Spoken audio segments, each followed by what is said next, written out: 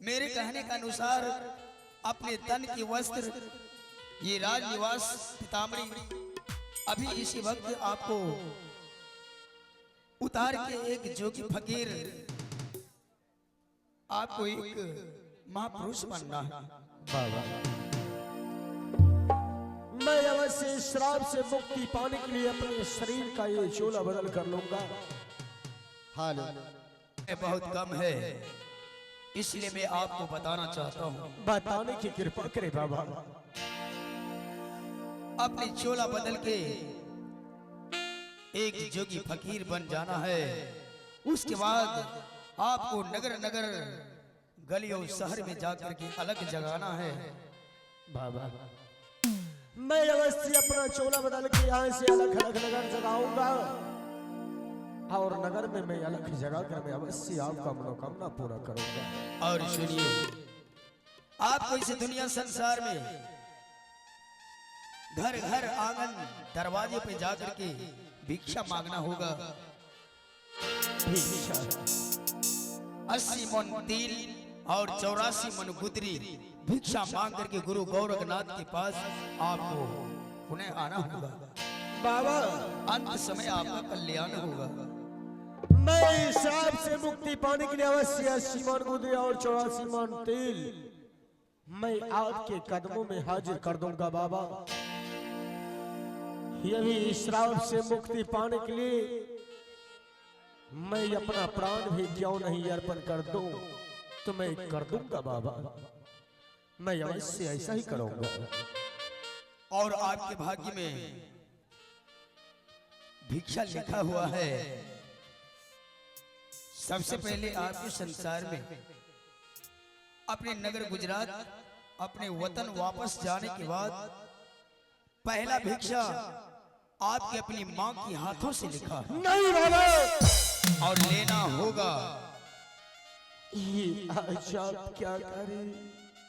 मैं जो भी कह रहा हूँ सत्य कह रहा हूँ। और आइए साथ ही साथ मैं अवश्य अपनी मां के हाथों से भिक्षा प्राप्त कर लूंगा। बाबा अच्छी बात है। और दूसरा भिक्षा आपके महल के पटरानी आपको अपनी पत्नी के हाथों से लेना होगा। क्या म्यूजिशियन आप लोग ध्यान दें। पत्नी के हाथों से मैं अवश्य ऐसा ही करूंगा। बाबा मैं अपने पत्नी के हाथों से ही भिक्षा ले लूंगा। क्या तब तो मैं श्राप से मुक्त हो जाऊंगा? अभी नहीं, ये तो दूसरा भिक्षा था। आपके भाग्य में तीसरा भिक्षा लिखा है। तीसरा आपको अपनी बहन की हाथों से लेना होगा। क्या अपनी मां की हाथों से तीसरा भिक्षा? हाँ राजन, ठीक है बाबा मैं अवश्य ऐसा ही करूंगा।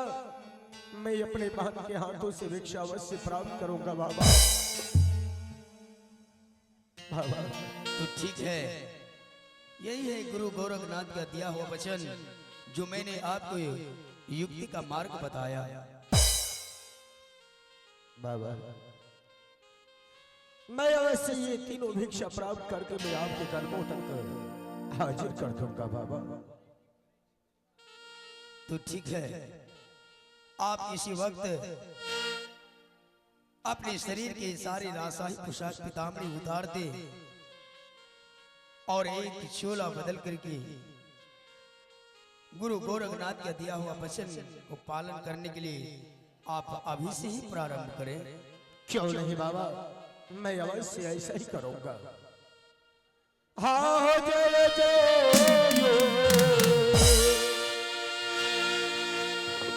मंत्री आका बात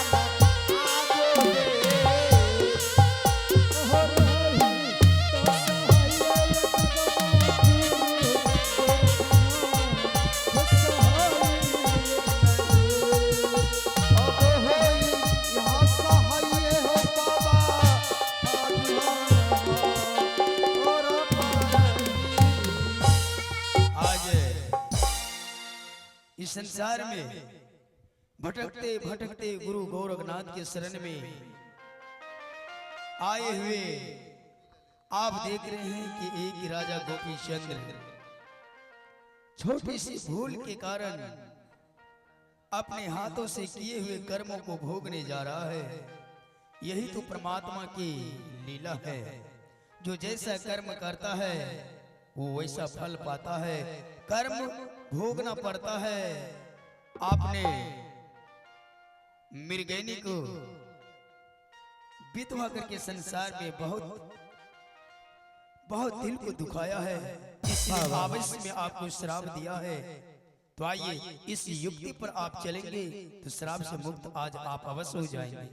बाबा, मैं आपके कहने के अनुकूल में अपना सारा वस्त्र उतार चुका हूँ। बिल्कुल ठीक। और इस वक्त मैं यहाँ से नगर गुजरात में की तैयारी करूंगा अवश्य। और ये लक्ष्य जगाऊंगा और 80 मन गुदरी और 84 मन तिलाव को अवश्य पूरा कर दूंगा बाबा। क्यों नहीं, अवश्य नहीं। संसार में आप भक्ति कीजिए, भजन कीजिए, संतों के साथ रहकर समाज में जीना सीखें और भगवान एक ना एक दिन आपका कल्याण करेगा। हमें जाने की अनुमति दीजिए। क्यों नहीं बाबा, मैं अवश्य आपको जाने की अनुमति देता हूँ। आज श्राप से मुक्ति पाने की मार्ग बताए ही मैं आपको करोड़ करोड़ नमन करता हूँ बाबा। जाइए, संसार में गुरु गोरखनाथ का आशीर्वाद आपके साथ रहेंगे। हाँ हो आजुदीन जय हो। अमन लात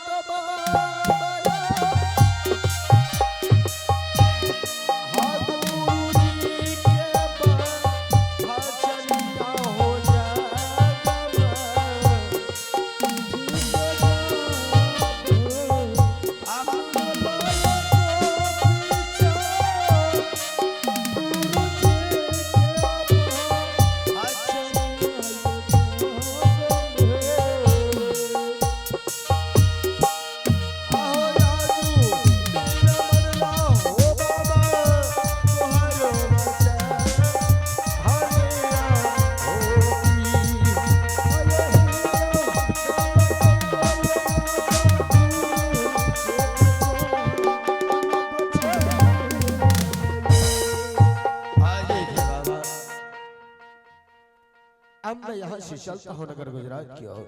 अवश्य जाइए। आपके इन वेशभूषा से संसार में कोई नहीं पहचान सकेगा कि आप एक राजा हैं। आप सिर्फ एक योगी महात्मा, सिर्फ फकीर हैं और आपको मोह माया में कभी नहीं फंसना है। इस संसार में भूल जाना है अपने दौलत, अपने शोहरत और अपने नगर समाज सब कुछ को त्याग कर आप परमात्मा का अंतर ध्यान में लगे रहेंगे और गुरु गोरखनाथ का दिया हुआ वचन को पालन करेंगे। ये नगर